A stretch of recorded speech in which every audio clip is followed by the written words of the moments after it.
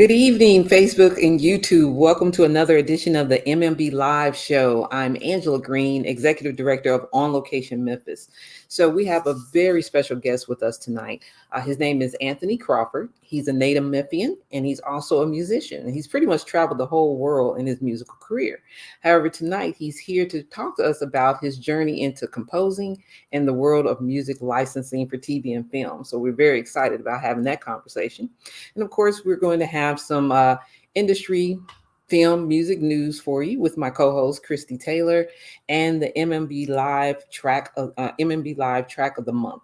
So go ahead and hit the like button, share the stream, let everybody know that the Mmb Live show is about to begin right now.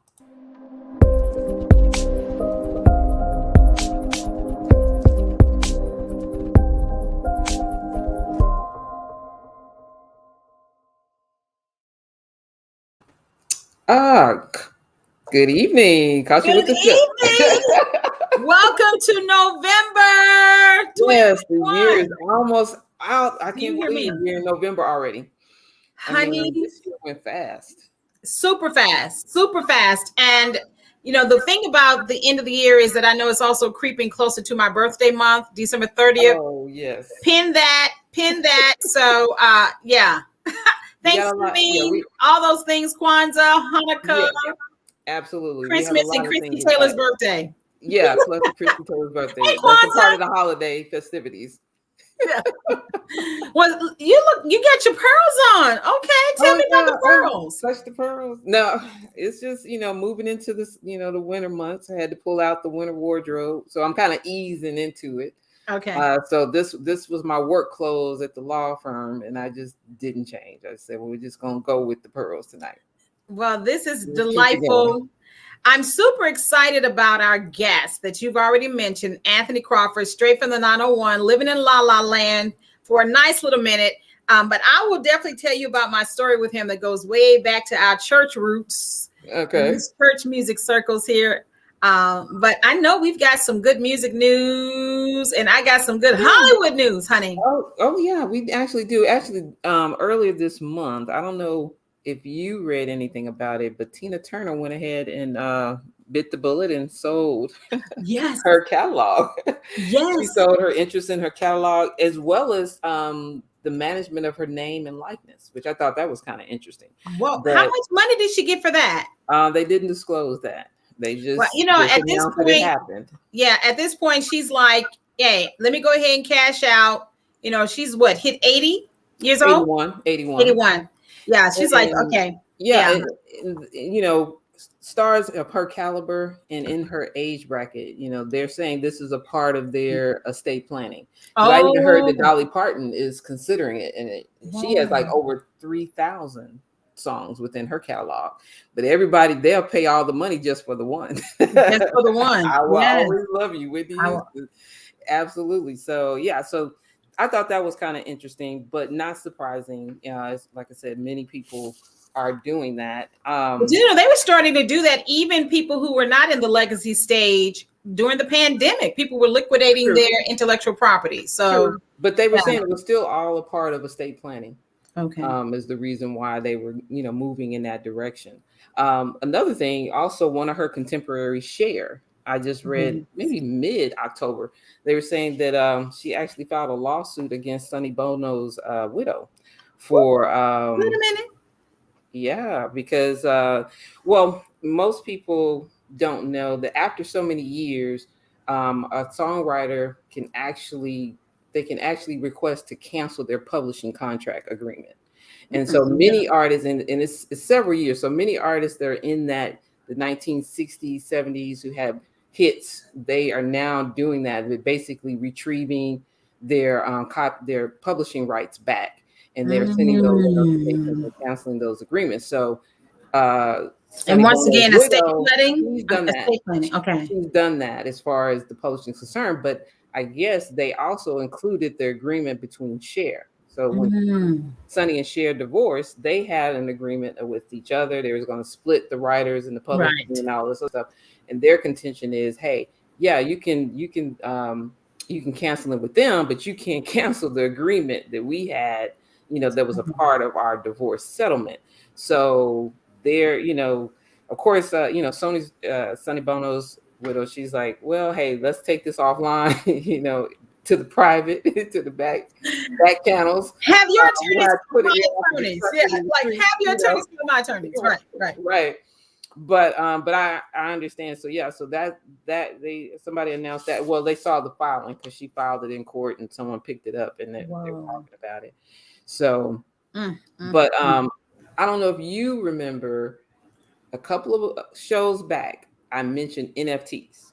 Yes, you did. And I said, hey, if you're a music person, you need to go ahead and look into NFTs because it's a thing. I don't know exactly myself how all is going to work, but it is a thing. Well, I'm not surprised by this, but Russell Simmons, of course, he's going to jump in the fray, him and Snoop Dogg.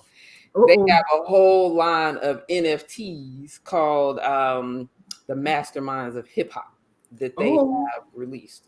It's curated by Snoop Dogg. So it's supposed to be all the individuals, many of the individuals who were basically the pioneers of hip-hop, of hip-hop out of New York. And many of these individuals did not get the name recognition, the accolades, or the money that came from, being a part of that community and developing this art form.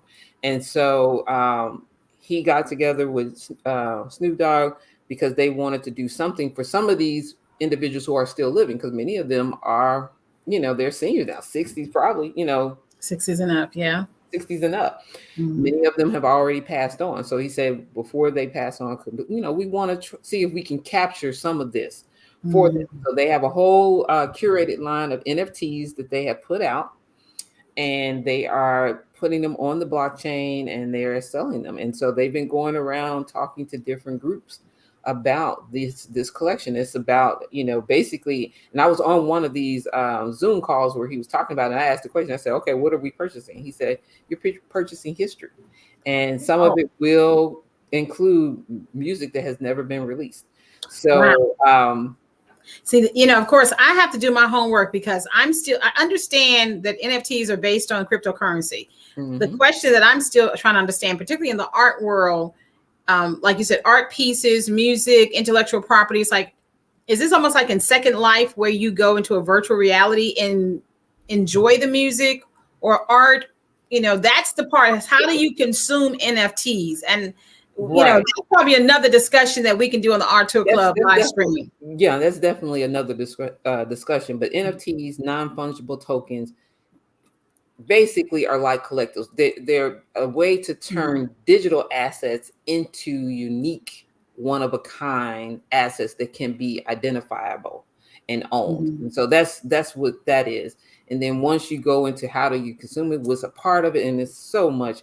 We need to find ourselves an expert who can really come in and talk to us about NFTs. But this is definitely the wave of the future. This is an $800 billion industry, which is a part of the $2 trillion cryptocurrency industry. So we don't want to miss out. We definitely want to be a part of that. So that's pretty much all I have for the music side of this episode. Well, let me put my glasses on. I got to put my glasses on so I can read this clearly, because I want to make sure I'm reading this correctly. That at last, at a James style, actress Regina King is honored with a Hollywood Walk of Fame star. And as a lot of people say, it's about time. Okay, so have you seen that news? I did see that. I saw her. She was she went, what is it, the TCL? What is it, TCL? Let me look and see. It is the TLC Chinese Theater in Los Angeles. Theater. I saw her, put her hands in the concrete, the feet, the footprints and the handprints or whatever. I didn't know it was connected to the star on Hollywood Walk of Fame, but I did read that, and she's definitely well deserved,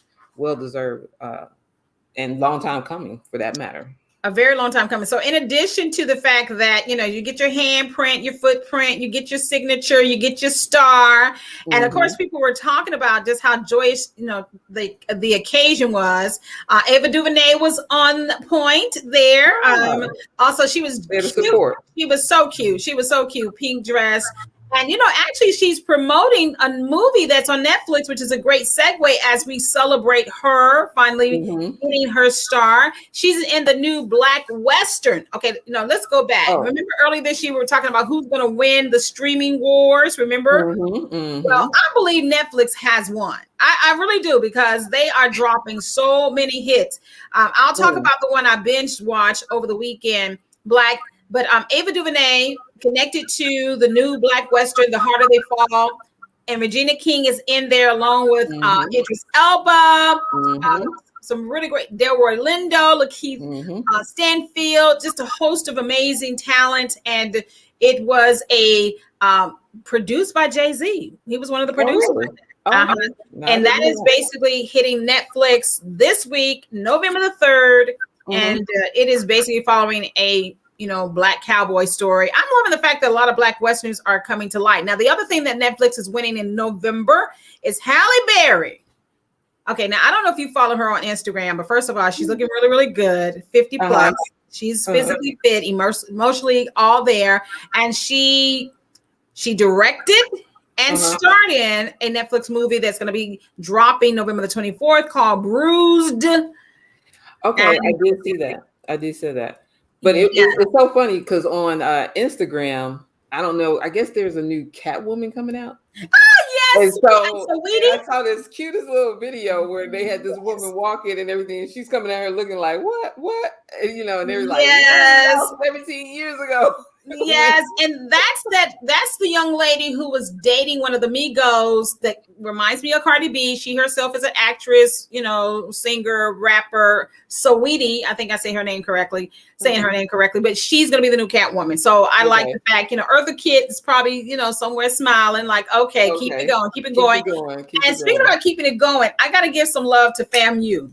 Okay, we got a Memphis connection. Of course, our guest today is Memphis. Oh, yes, even though he's in La La Land. But another Memphis connection is Will Packer. Now, how is he a Memphis connection? Because he's married to Heather, who is straight from the M-Town. And Will Packer just received a very special gift from his alma mater.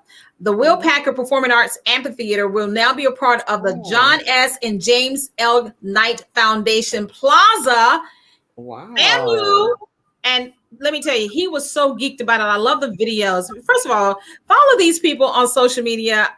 They just show so much love. So I'm super excited that, we're getting some great recognition. Oh yeah, speaking about rewind, Regina King, I told you, got her star. She's in Harder You Fall. Ava DuVernay was there, all like that. But can we go back to the star? Missy Elliott's finna get one later on this month too. Oh, okay. Yes, we'll be talking about that. Yeah, that one as well. Yes. Yeah, definitely. Well, since the 1990s, are now part of the 1900s. Right. Yeah. The 1990s are now part of the 1900s. Right. Oh God, I love it. But I'm super excited for our guest today. You want to kind of do a little intro, and then I'll do some personal intro because I know you got all the stats right there. So, what we'll do is we're going to take a quick break, and then we'll come on back and introduce our guest for tonight. All right. Hey, share this, everybody.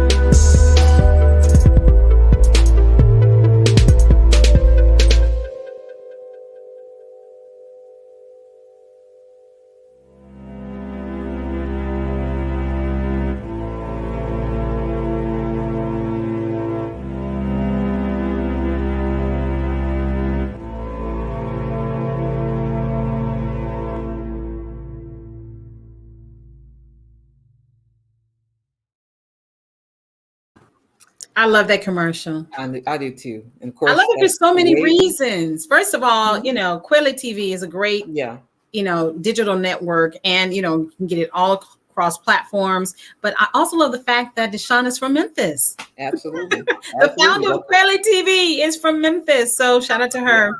Our special guest today is originally from Memphis too. And our special guest is originally from Memphis. So I do have a few stats. So I'm just going to hit the highlights. And then I'll kick it over to you. So Anthony Crawford, born June 29th, 1981, here in Memphis, native Memphian. His father was funk and rock drummer Herbert H. Bond Crawford, who's played with notable greats like James Brown, Cyndi Lauper, Mark Farner, and the Grand Funk Railroad and the Barcades, just to name a few. He's also the first drummer for the Eric Gales band. So yes. His uncle is the legendary jazz saxophonist Hank Crawford. So musically, Anthony started with the drums, but once he picked up the bass, that's where he fell in love with the bass. And so that's what he's been the instrument of choice ever since then. So in 2008, January 1st, 2008, he moved to Los Angeles, and he's been actively performing with notable artists such as Erykah Badu, Peabo Bryson, Jeff Lauber, Everett Harp, Frank McComb, Andre Crouch, and other notables. My favorite gospel singer of all times. Other notables. He released a solo CD called Urban Jazz in 2010, and he's collaborated with many artists, including Kirk Whalum, who's also from Memphis, and among others. So that's just giving you a tip. So recently, he transitioned into composing music, which is why we're so excited to talk to him about that journey, and has been placing music with such networks such as Bravo, Discovery Channel, MTV, HB1, VH1, True TV, and entertainment television. So that's just a little bit of the business background, but I know he's a personal friend of yours. When I'm gonna call him my personal friend. Yeah, that's what I'm gonna do. Absolutely. So why don't you bring it home before we actually bring him to the virtual stage? Well, I want to just say I'm going to go ahead and put him in the hot seat. The special guest that we have here. Thank you for putting me in the hot seat. All the accolades that she skimmed over. You won't have to go to his website to get the fullness of who this gentleman is. But see, I remember this gentleman when he was before the trip to LA. And you can correct the story. We were still deep in the church. You were playing bass. You and Jonathan Richmond, who is a friend of On Location Memphis and Memphis Music Banq. And at some point I had, and of course we were all at church and that vibe, but I used to throw these rooftop parties when I lived downtown. And I'll never forget, you were like, hey, Christie, can I play? Because I always wanted to have a vibe, you know. And I used to call my party Sip at Sunset. The party couldn't start till the sun started going down. You see the river. Yeah. And then I was like, you know, I wanted tantalizing morsels and, you know, exotic music, world music. And he was like, can I play? I was like, yeah, sure. And when I tell you, I was like, look at Anthony. And then a couple of years later, you know, he, along with a nice exodus of amazing musicians, headed west.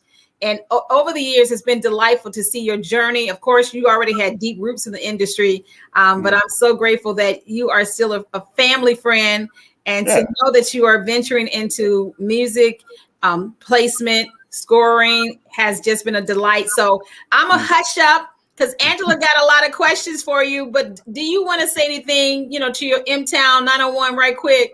I mean, you know, Memphis, that's home, like always, like no matter where I live in the world, whether it's LA or whatever. I always say that, you know, I work in LA, but I live in Memphis. So it's like, that's home. So my upbringing, you know, being, you know, brought up with Jonathan and all these people that you mentioned, my father, like all this stuff, those roots made me who I am, you know, that's my upbringing. So all I did was literally would just say, hey, you know, I want to work somewhere else, you know, so that's why I came to LA. But hey, Memphis is definitely home, you know, so That's all I want to say, you know. Right, I love that. And actually, I gotta say this before we get into the television and film aspect. You and Jonathan, honestly, when you started recording your own albums, collaborated. Can we just kind of like throw that out real quick?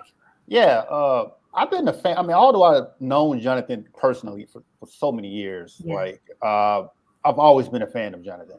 Yeah. His musicianship, his production, like ever since I've met him, I was like, dude, this guy is, it's like something special about him. Yeah. I mean, he was just literally undiscovered pretty much when I met him. I just always knew that he was just an amazing composer and producer. So I used to always sit up under Jonathan. And Jonathan literally is the reason why I started producing music. You know? Yeah, so I used to go over his house. Yeah, I used to go over his house and sit up under him while he was making tracks. Yeah. You know, him, I don't know if you know Sylvia, his wife. I used to go over there. Family friend, honey. Family's friend. Sylvia used to cook me. She used to cook for me and everything. I used to go up there in Jonathan's studio, and I used to literally just watch him make music. Wow, you know, I'm gonna have to tag him on this because him and Sylvia need to see this and get all the love because they have truly been supportive of the music community, and they still right there. He's still up in the cave when he's home. He's still up in the cave. Yeah, I know. Like, you know, like I said, I used to go over his house, and I was like, "Hey, man, show me how you do this. How you do that?" He would show me. You know? And then what I would do would go home and just practice. You know, he'll give me like little software to use and all that stuff. Yeah, he started me off producing music, so I just kind of just took what he taught me and I just ran with it, you know. That's beautiful. Yeah. Well, before we get into the licensing aspect, there are a lot of artists here in Memphis that contemplate, should I stay, should I go? So I wonder what made you decide to go ahead and make that trek west, and then once you got there, what was it like making that transition into your career? You know what's so funny? When I left, times have changed a lot thanks to the internet. So when I left, the internet really, it was there, but not so much the way it is now. See what I'm saying? So it's like I left Memphis because I wanted to just take a chance on just changing my surroundings, literally starting over, you know, meeting new people, building different connections within the industry and things. But when I think about it, if I was to leave now, probably not so much because so many people just like connect so well on the internet these days. A lot of people are like literally living in rural areas, certain parts of the world, and still getting a lot done within the industry. That is so true. So it's different time now. Like, I mean, like it out here, I've gotten pretty spoiled out here, weather and all that stuff. Yes. But like, it's different times now. It's like you don't really have to be in a industry city in a way to get things done now, you know. So I don't know, people that's, you know, contemplating back home, that I would say just try it out, you know. Don't make any rational decisions, just try it out, you know, for like a year or two. Another big aspect as well is making sure that your mind is right. Mindset. Yeah, because if you have a terrible mentality back home, and when you come out to like a different city, you're still gonna have the same terrible mentality. Nobody's gonna want to deal with you, you know. So you have to have an abundance mindset. You have to have you have to learn the business. Very important. Like I would advise that. Once I came out to LA and I started taking publishing classes, or literally just in music publishing. I went to school and I started investing in, you know, copywriting seminars and classes, and taking publishing classes and like in colleges and things like that, because it's that important. You know, you can be the most talented person in the world, but if your business is not right, it doesn't matter. You know. And like you said, a lot of that is now available online. So you would suggest, from what I'm hearing, if you're here in Memphis and you're thinking, I want to get deeper into the industry, you know, test it out, but more importantly, prep before you go. Get the abundance mindset and also learn as much as the industry, like you said, publishing classes, copywriting classes, which of course you can do at the university or any of these schools here online. before you make that leap. So you're totally prepped. I like that. That's good. That's some good advice. That's what a lot of people don't know I did that, but I literally was just like, yo, I gotta know what I'm doing if I'm going to get into this industry. Like I need to educate myself. Playing the bass is cool, but you know, if I want to get in it the way that I visualize myself doing it, I need to take accountability of my actions, and I need to prepare myself for what I know what's to come. Well, what is to come? You know, of course, I know Angela over there probably want to scream, holler, and jump because she's all about the legal understanding of the industry. Well, Angela, I don't mean to cut you off, but Angela, me and you're going to talk after this. Okay, I got you. Well, you know, I'm trying to step it out. We're not go. The next step is once you got out there. So, and I saw that you had a career really playing for other artists. So how did you parlay that where you can start gigging and playing and traveling the world playing for them? Well, it was pretty interesting when I first came. Well, this is my personal experience. This may not be the next person, but this was my experience when I came to LA. When I first moved to LA, it was literally me starting back over again. You know, no one really knew me. You know, people knew that I played bass, but I really wasn't part of the cool crowd. I wasn't in the cool cliques, you know. So what I did, people, and another thing too, people wanted me to kind of like kiss a lot of butt out here. They wanted me to, if you want to do this gig, you gotta act like this. You know, I was like, now get out of my face with that stuff, man. So this is what I did. So this is what I did. I started my YouTube channel, and I started putting out content on my own. And I started building up my own brand, and I started putting out my own records, and I started doing my own videos and things like that, to the point where, like you said, I put out my records, and I started collaborating with all these other artists. And then when those artists saw me doing my own thing, that's when the door started opening up for me. But it all started with my mindset, though. Yes. So, you did that Memphis hustle. Hustle. I literally just carved out my own path. You see what I'm saying? And that's when the door started opening up. And then like Erykah Badu, I started playing with her, and she literally saw me on YouTube. You know, what? Yeah, I've gotten major tours literally from YouTube. Wow. Anthony. You know, YouTube. I remember when I lived out there between 2012 and 2014, there was this is when Dwayne and Tisha was still married, and they had that spot. And was it up in Studio City or something like that? And they used to have something called Memphis Night.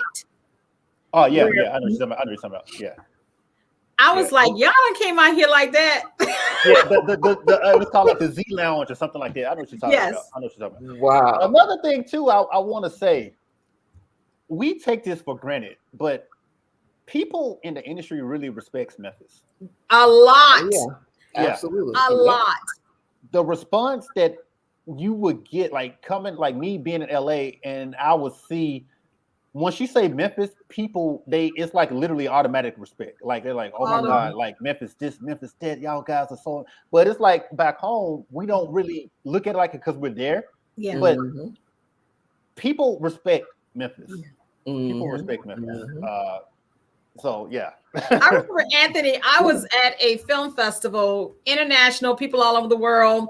And I have been introduced through a friend to the director of it, and she was acknowledging the newbies in the room, and she said, "And Christie Taylor from Memphis, Tennessee, you would have thought I was BB King's Elvis, Project Pat, 3-6 Mafia." Like, oh wow, I was like, it's something about Memphis that people like really respects, man. Like anywhere in the world. Like I remember one time I was in Japan, and I mentioned Memphis, and they're like, "Oh, you're Memphis," you know, and you know,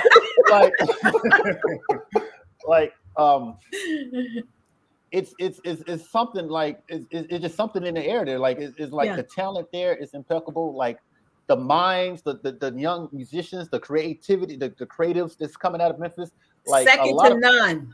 Yeah, and it's like I don't want to say like we're born with it, but I don't. But we are.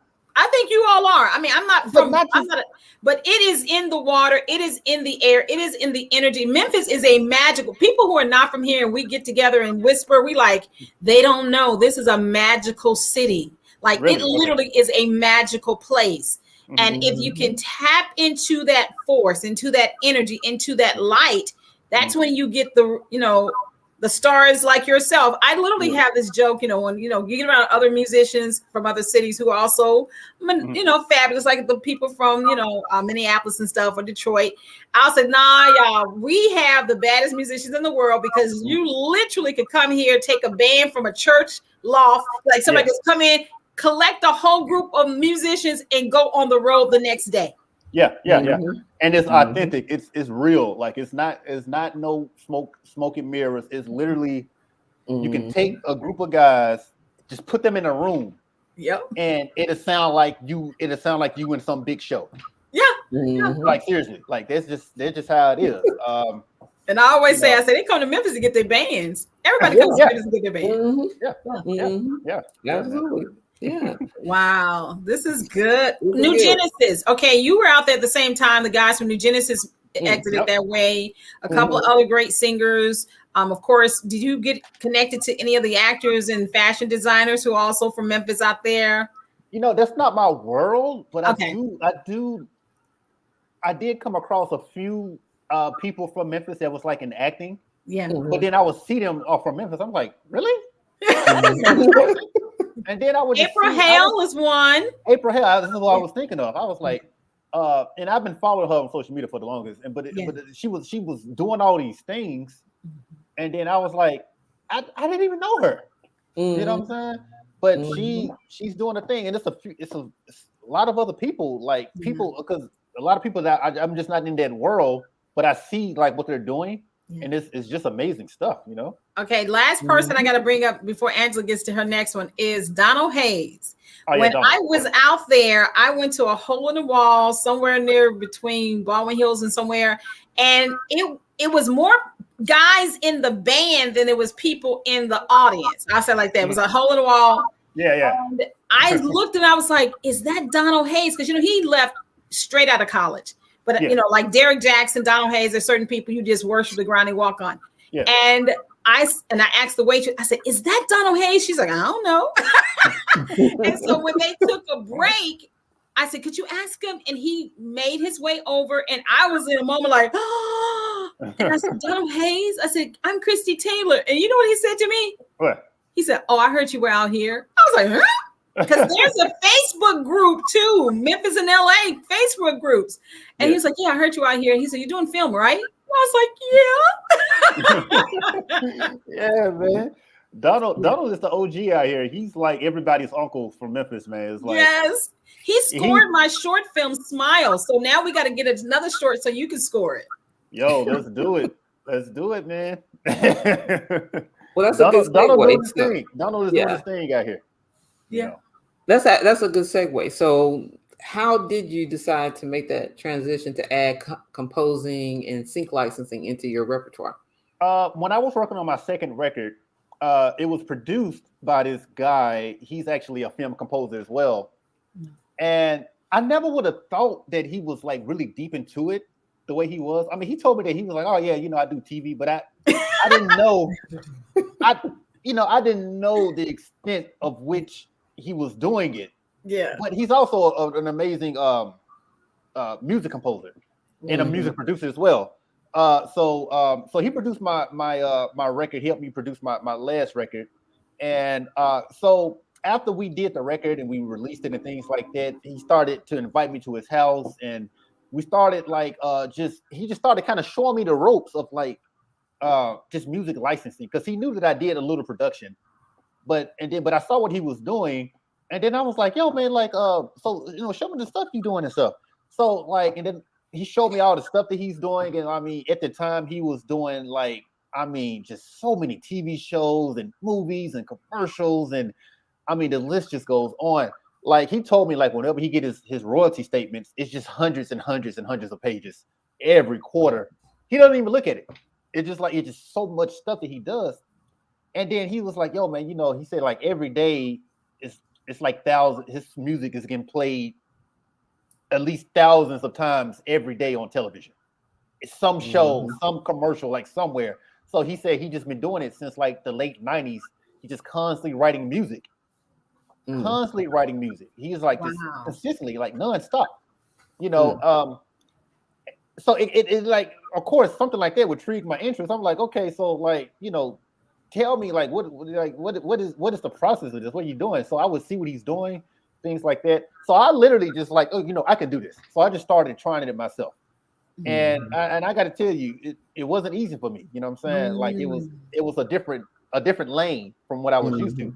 But I stayed up late nights, like day after day, learning how to compose, like how to tell the story with the music, how to make sure that everything is synced with, you know, telling the story along with the picture, which is another thing on its own. So I just kept doing it, and then I started reaching out to companies.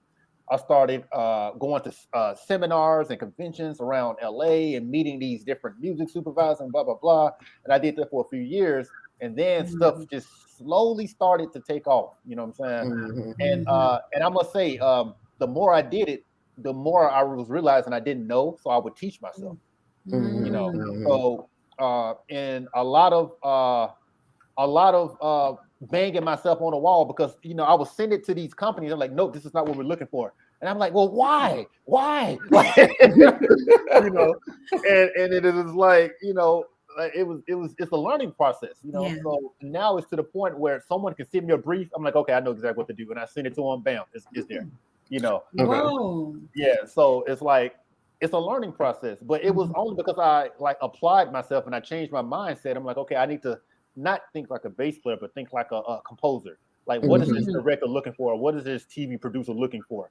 How am I going to bring to life their scene or whatever it is that they want? You know what I'm saying? And when I was looking at things like that, that's when stuff really started to happen. Okay.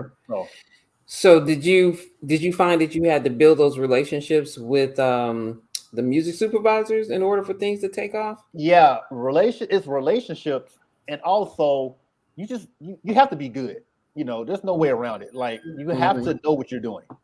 These people are not going to want to be in a relationship with people that's not benefiting them. You know what I'm saying? So it's like, yeah, I can know a lot of music supervisors, but if I'm terrible at what I do, it doesn't matter. They're not gonna. They don't want people representing them, you know, in any kind of way. So it's like relationships. Yeah, you definitely need relationships, but you really have to know your craft and what it is that you do. You have to know that. There's no way around it. I would suggest learn it. Like if you want to get into TV, film, sync, and things like that, composing for commercials and TV shows, I would highly suggest you literally study and practice the way that you would practice like on an instrument. Like, you have to learn it. Learn how to play piano, like learn string arrangements, like learn how to mix, like learn all of these things. Then I would say, yeah, go out and start meeting people, start building relationships, because now you have weight behind your name now. Build up a repertoire, build up a catalog of music that, you know, if this music supervisor just so happen to hit you, you got stuff ready to go, you know. That's, you know.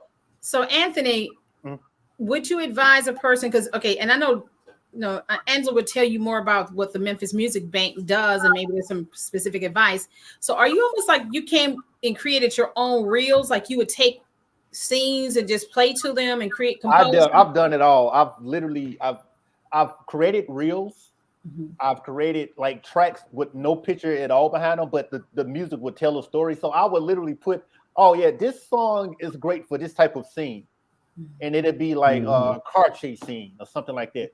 This is the kind of music that's good for car, or this is the kind of music that's good for TV drama, or this is the kind of music that's good for commercials. And I will build up those tracks, you know. So that way when you listen to it, you're like, oh yeah, you know, like that. You know what I'm saying? So I do a lot of that stuff, and it's stuff, you know, it helps. For me, it helps, you know. Yeah. So are you doing more television placement or also film placement? Not film yet. Mostly TV shows, like on these networks and Bravo and ETV and things like that. I've done some trailer work as well for like some movies that's gonna be coming out soon. The companies won't even tell me the name of the movies yet. They just like, okay, we need this trailer, and then I will do the trailer. Then I will like, okay, they'll get it, they'll pay me, we'll do the paperwork, blah blah blah. I'm like, yo, so what movie is this?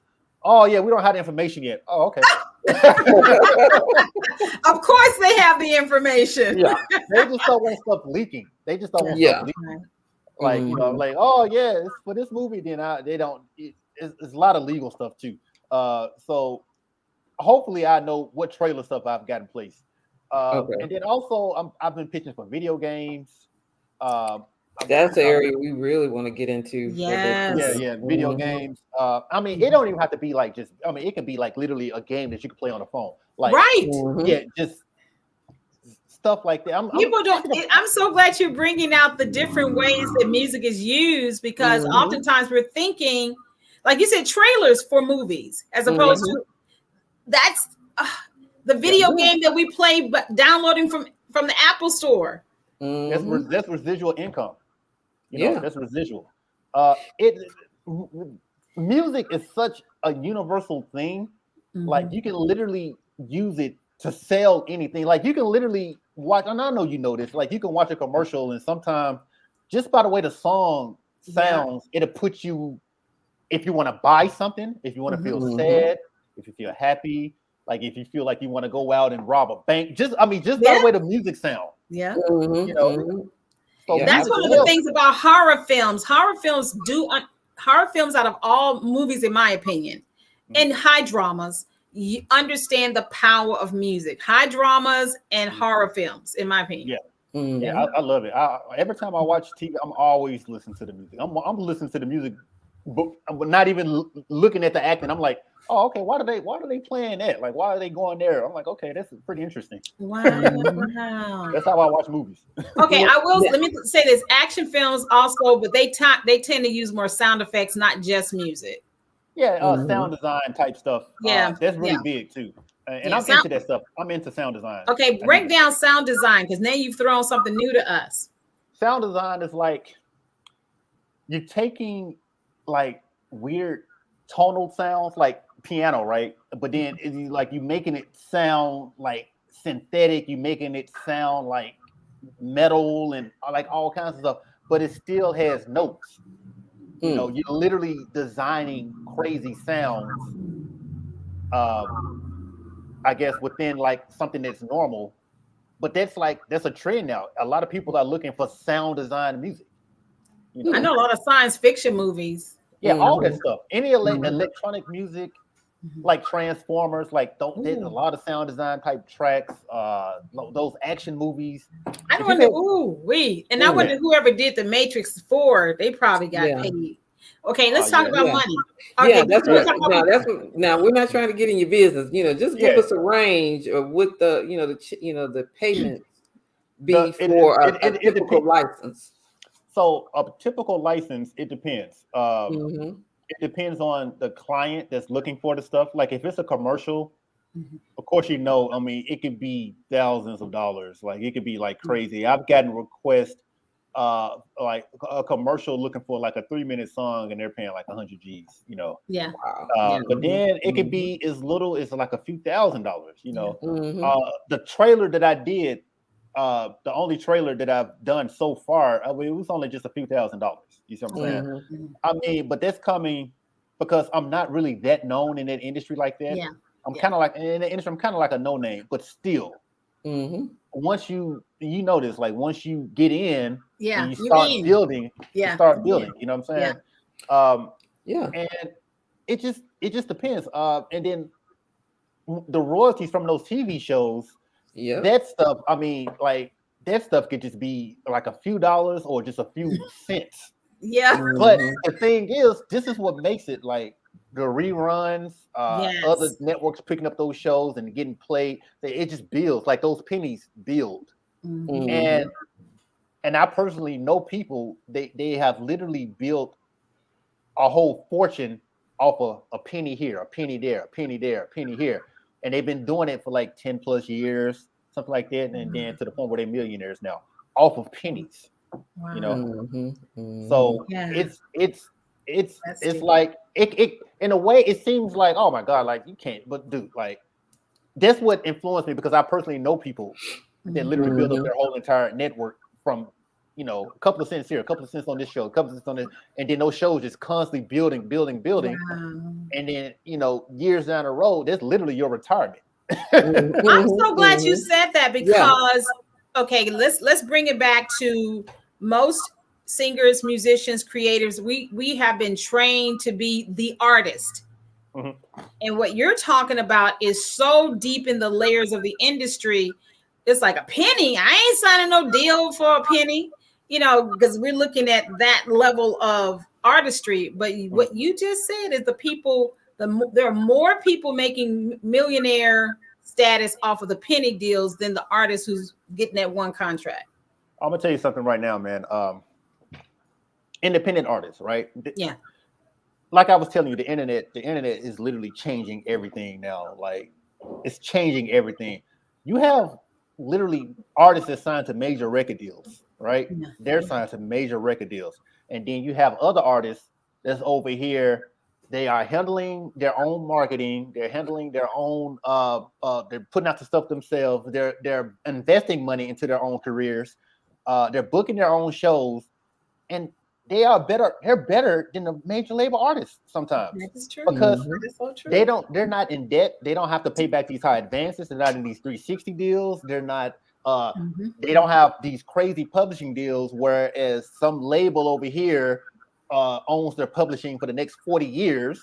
Yeah. They're owning their own publishing. So now the fact that they own their own publishing, when licensing companies want to license their music, it's a one-stop shop. And what that means is, oh, this company wants to license my songs that I put out on my record. They don't have to go negotiate with this major label over here.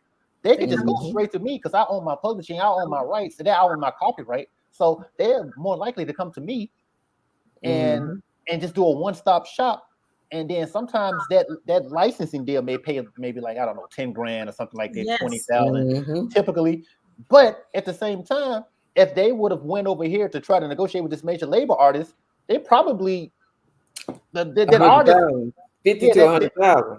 Yeah. But then you know who would make that 50 to 100,000? Not the artist. The label. The label would. Yeah.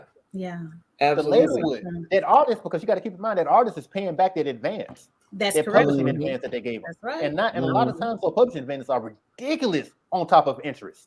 Ridiculous. Yeah. Kanye West is still complaining on the internet that Universal won't give him back his publishing. He's still complaining. And he's a major artist. He's a major label artist. He's a major artist with a $1 billion status. And they won't even give him back his publishing. And they will not. Why? When Anita Baker went on Twitter, who I love our aunties on Twitter and online, they are not playing. And she said, okay, don't buy my music. Right. Don't download it. Don't stream it till my babies come home. Right. And people were like, okay. Within 90 days, she said, and she tweeted, I think my babies are home. Right. So she got her stuff back. A couple of months ago. Yeah. But she sure did. She went on Twitter and said, don't listen to my music. Yeah. It's different times now. Back in the day, she couldn't do that. Could not. First of all, she would have had the platform, because I don't know what her count is on Twitter, but she, along with Stephanie Mills, not Regina Bell, Gladys Knight, and there's one more, but Dionne Warwick, maybe great auntie. They have an opportunity now to touch their audience in a way that they never could have. You know. And I'm loving how talking about when you're saying about the platforms, as you were talking, I'm thinking like on the Reels, the Instagram Reels, the TikTok, all like that, literally now sound bites and songs that people are dancing to, talking to, miming to. And I'm starting to see that some of those people like, hey, I just got a they're doing like their own deals, like you said, with companies who want to use that song, probably to sell Fritos, Lay's, or something, And I was like, this is, a new day. And I'm telling you, go ahead, Angela. Well, I was just gonna also reiterate, the pandemic last year really highlighted the fact that having that publishing and that streaming income, mailbox money, so to speak, coming in, how very important it is, for that independent artist to build up that aspect of their career, which most of them usually kind of focuses on the performance side or the recording side, which, is good. But if you go through a situation like we did last year, that could put you in a, dire straits. So that's one of the things we've been really trying to push, and that, what we've been doing kind of highlighted, that situation highlighted the importance of it. But it's, you actually already was ahead of the game by being on YouTube. You were already controlling that in social media platform to put yourself out there, which is the same thing they're doing on TikTok, Instagram, Snapchat. Yeah, that was cool. I was in conversations with people years ago when YouTube first came around. Yeah. People didn't really understand it. I understood it as soon as I saw it. I was like, wow, this is something that I can literally just put whatever I want to put on it and just send it to anybody I want to send it to. Like, I'm like, dude, like, I was trying to sell this to other musicians back in the day, like, because people didn't understand how you going to sit on a computer and do some music and then you expect people to take you seriously. Like, how are you going to do that? Like, dude, like, and then I'm looking at it like this. Like, look, I can literally record a video. It could be any video that I want. It could be me playing my song, or it could be whatever it is. And I can literally send it anywhere in the world that I want to, and anybody can see it. I have to say, I am guilty of that sentiment of being taken seriously. That's why I'm really loving Will Smith and Jada Pinkett, because they set my soul free, because we were indoctrinated that to be high art, to be taken seriously. But that was also, now look back to your point, we were conditioned to basically share our money with the person who was going to do the same thing. They control the platforms. So they didn't want us to cut them out. So you want to be taken seriously. You don't want to be out there hawking your music yourself out of the trunk of your car like Master P. It's like, we don't want you to do that. Of course, they are going to tell you not to do that because it benefits them. Exactly. You don't do that. And that's what a lot of us are learning. Record labels are not dumb. Record labels are not dumb. Yeah. They know exactly what it is that their artists are capable of doing. They understand that, if this artist actually read a book and educate themselves, they will not need us. They will not. No. They understand that. They understand the fact that, if this artist understand that if he finances his own record and control his own masters, he's not going to really need us other than marketing. And now you don't need him for that. And distribution, but now you don't need them for that because of the internet. The people that survived the pandemic, the artists, are the artists that had their own platforms. Yep. Mm-hmm. These YouTubers, like it was like these random YouTubers that, they literally built up their brand by like making videos like at home or whatever they were doing. I mean, they were like kids, you know what I'm saying? Yeah. But throughout the years, they built up their online following. They wasn't hurting during the pandemic. Right. They were probably paying the family's bills during the pandemic. That was their platform, But then at the same time, it's a kind of double-edged sword, because what if YouTube decides like, oh, okay, we're gonna sell off the company, and then some subsidiary company change it to something else? What if YouTube goes away? So that's when email marketing, like that, owning your fans, which I have, saying owning your traffic, owning your customers. Now you're going back to, because I just told somebody, I said, even with me being a personality that's using digital platforms, and I'm like, I've been building my website out. I said, this is going back to 1998, 1999. This is what Nirvana and Prince were talking about. Mm-hmm. When was it the Red Hot Chili Peppers too? Red Hot Chili Peppers. when they totally like were grunging and they couldn't get airplay, and yet they were selling out stadiums because they were doing like Tyler Perry email marketing. That's how he sold out his theaters. He emailed marketing directly to them. Email marketing, and now it's text messaging marketing as well. And now it's text messaging marketing. Yeah. Now we're talking about a totally different thing now, but all this stuff ties together. Yeah. It all ties together. When artists understand this, musicians, creatives, whether you're a music producer, you can be a music producer and like literally market yourself and build up a fan base literally just through email marketing, stuff like this. You can be a film director, like you can do all kinds of stuff and just build up your audience. That way you own your customers. No one else owns them. You own that data. This is why Facebook is in trouble now, because they understand the importance of data, and they've taken it to the next level and selling it all to all these other companies. Other companies are paying quadrillions of dollars for this data. That's how important it is. That's how important it is. Do you understand how important email address is? Yeah. Like an email address alone is so much information. Just an email address. But think about how easy we give that out. And think about the companies that makes quadrillions of dollars by that. I get email marketing campaigns shipped to like in my inbox all the time from major companies. And I know these companies are like making crazy money. Why is that? Because it's valuable. It's valuable. You know, it's valuable. The time is over.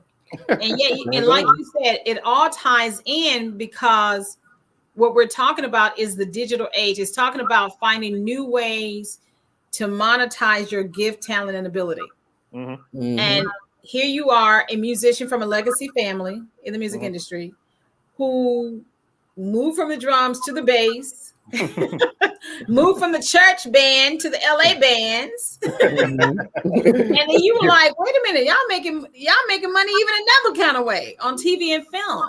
And now you're talking about video games, you're talking about new media, all these different ways, NFTs. So it's so many ways. I think our brains, I think we, sometimes we condition ourselves, and sometimes we kind of cheat ourselves out of things because we think, oh, this is how it's supposed to go.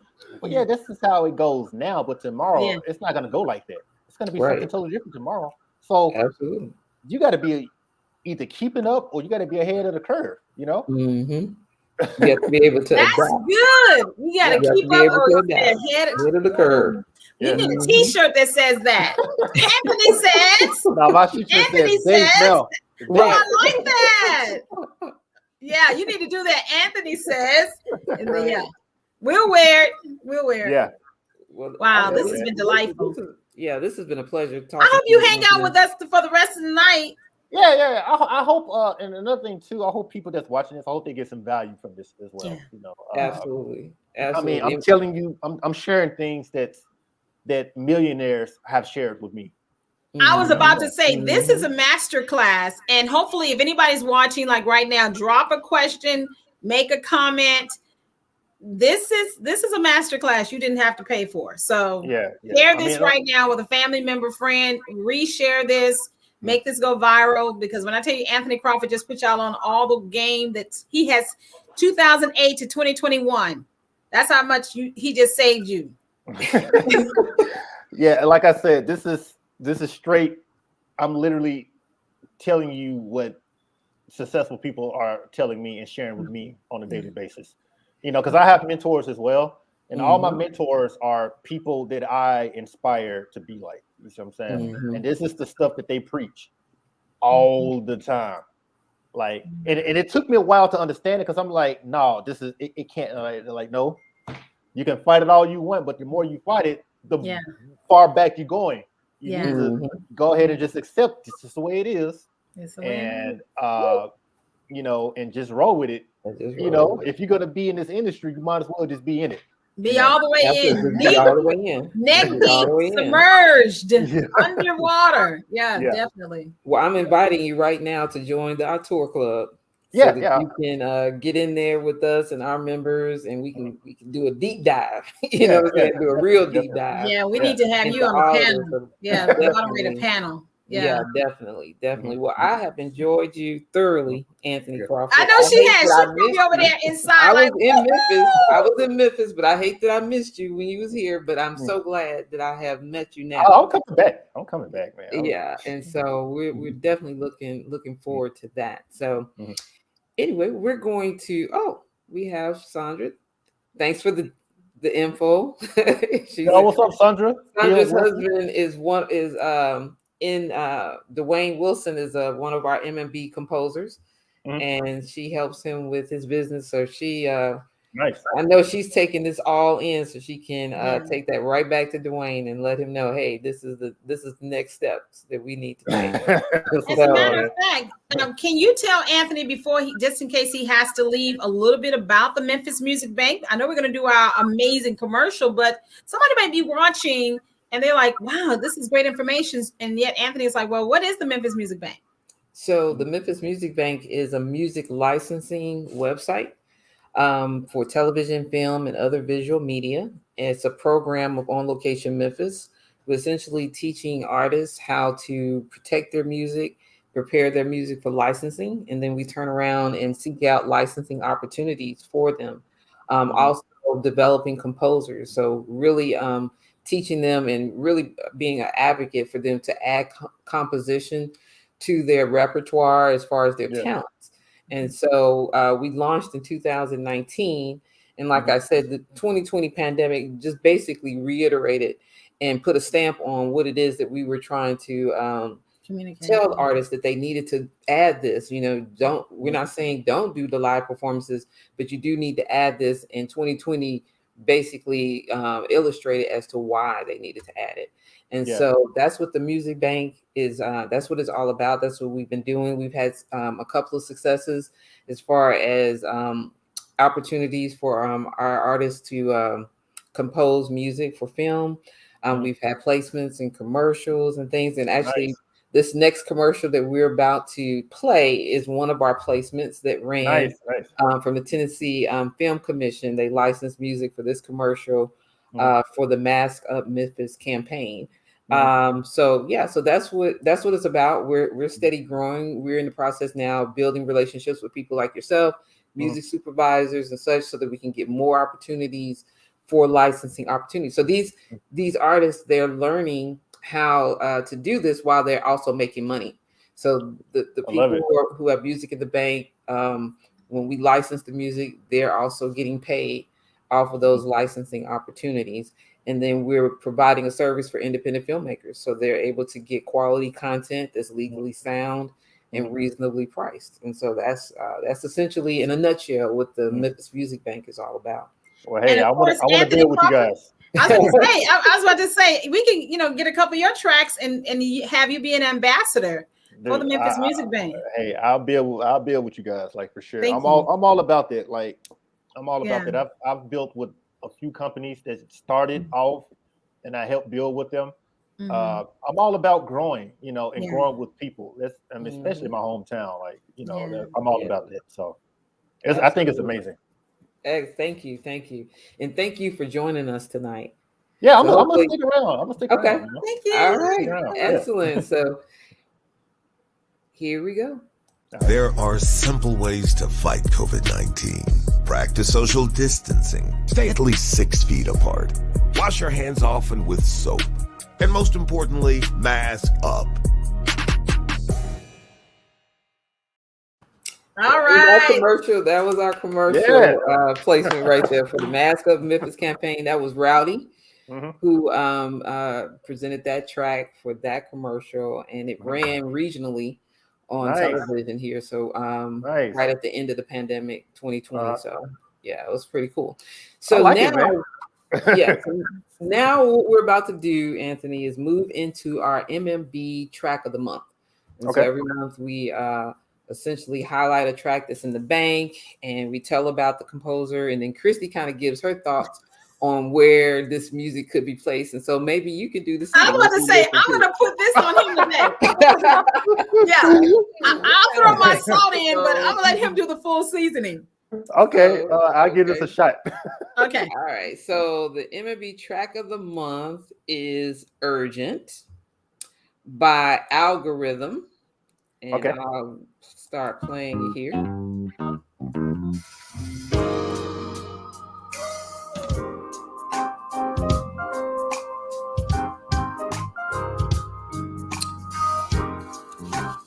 So Algorithm is written by Aldrich T. Johnson.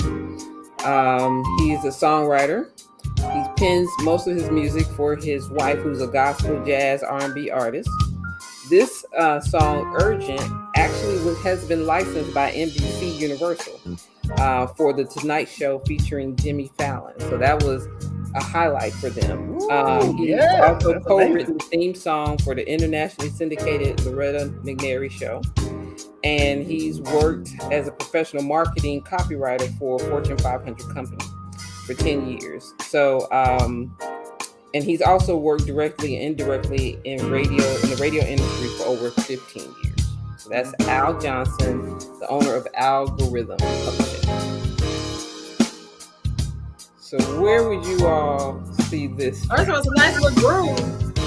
And I definitely got that church jazz vibe. This is an offering song.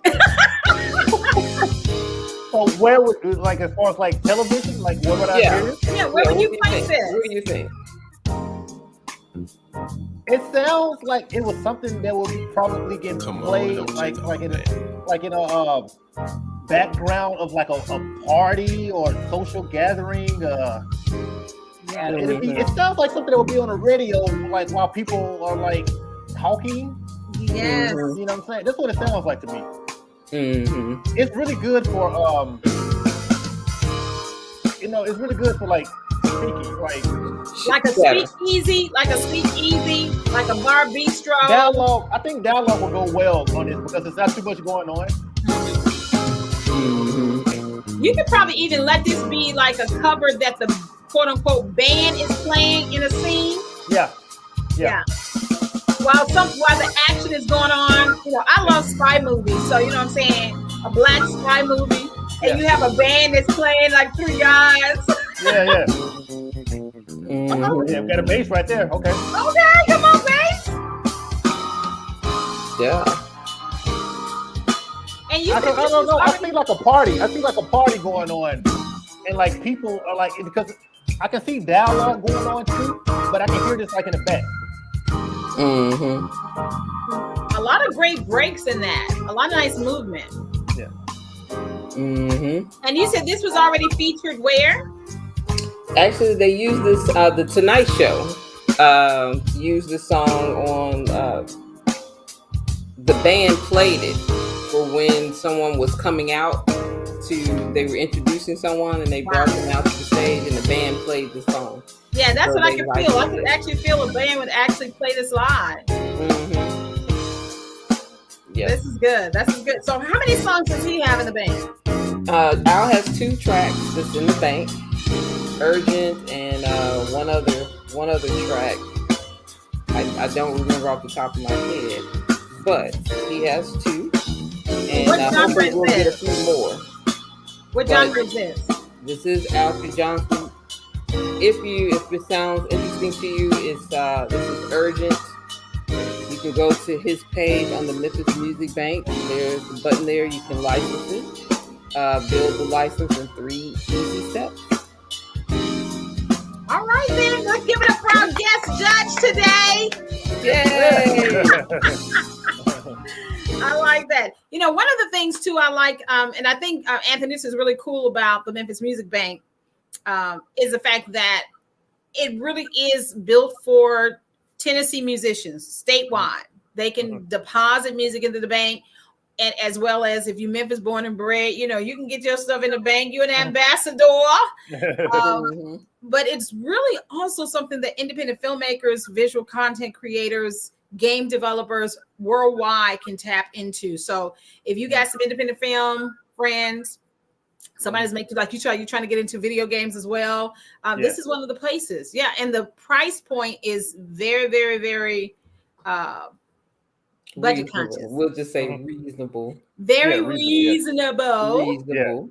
Because you get layers too. Like if I'm a filmmaker, which I am, and I just need something because I got a web series, it doesn't break the bank. It does not break my production budget to get to license a song from there.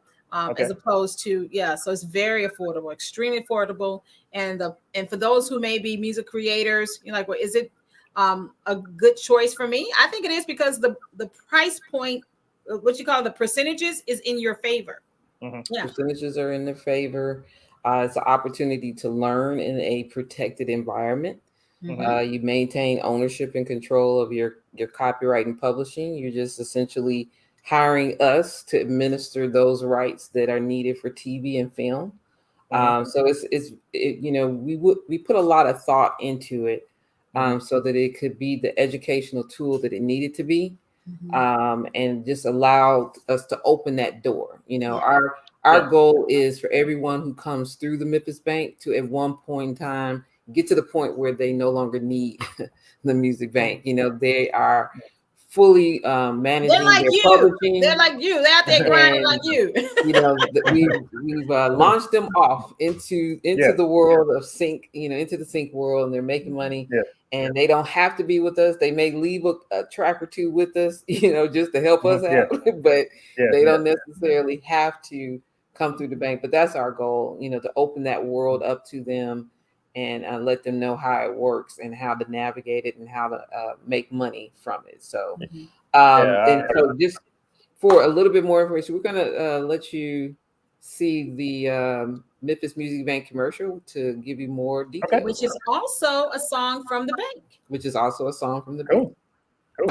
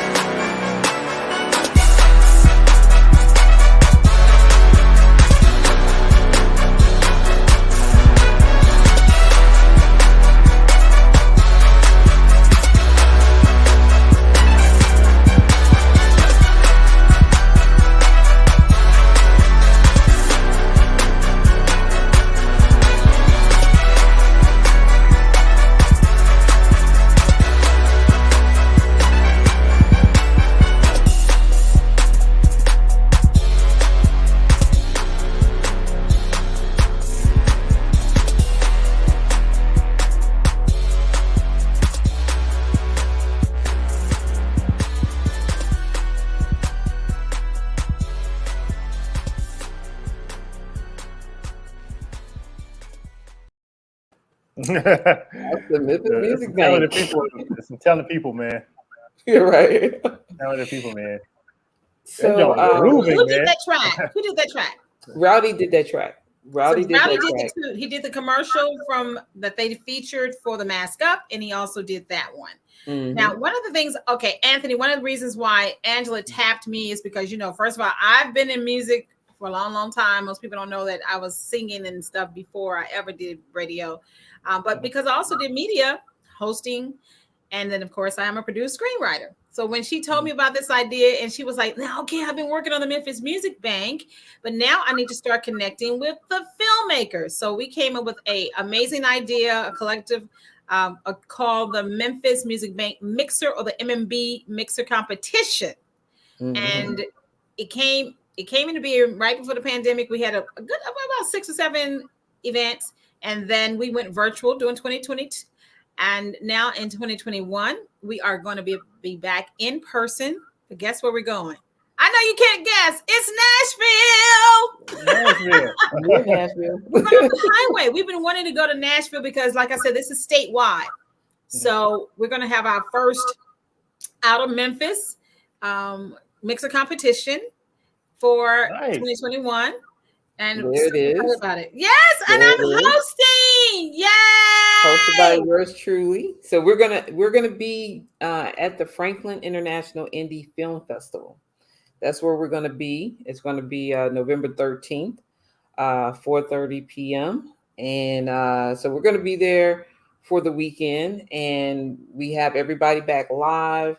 We have Kirk and Tony from the Music Banq, and they're going to come up live and be there with us. The festival actually chose the filmmaker, Cameron McCaslin, as well as the judges, Kimberly and Tony. And so this is going to be the first time, like I said, this is first time back live. However, I am still partial to the virtual mixer competition because I want Anthony to be a judge, you know, so we're going to have to put together a virtual mixer competition so that you can participate with us. Because I think, and Jonathan really has been our host multiple times. We need to get you all too. Man. Ooh, yeah. Something. It's interesting that you said that because we have done 2020 when we like what we're gonna do. We just started these mixer competitions. We were at the Slim House right beside Stacks. Really cool vibe. And someone from Nashville came down and they were like, we need to have this come to Nashville. And then the pandemic hit, so we went virtual. And I've hosted, and a host from Nashville, we've done them. And so this is the first time we did what, 2 virtuals this year? Oh, we did more than 2. We did, we did more because we did 2. Yeah, we did about 5. We've done 5. This year, you know something, the year has blended in. Well, when I tell you that, to hear you say that you fell in love with the virtual mixers, because actually it can be seen worldwide. I will say that, as opposed to when you're in person. So yeah, we do need to. This is gonna be so good. Okay. Yeah. And then right off of that, when we get back to Memphis, we will be back in the tour club. And so this month is our Jump In show. Hosted by Christie Taylor and Adrian Williams, one of our board members of On Location Memphis. And this is for the members. So we're going to be inviting the members of the tour club to come out, you know, get a little something to drink and jump online with us, and then jump in the show and just let us know who you are, what you have going on, and get to know the other members of the club. And so if you're not a member of the tour club, please go to onlocationmemphis.org.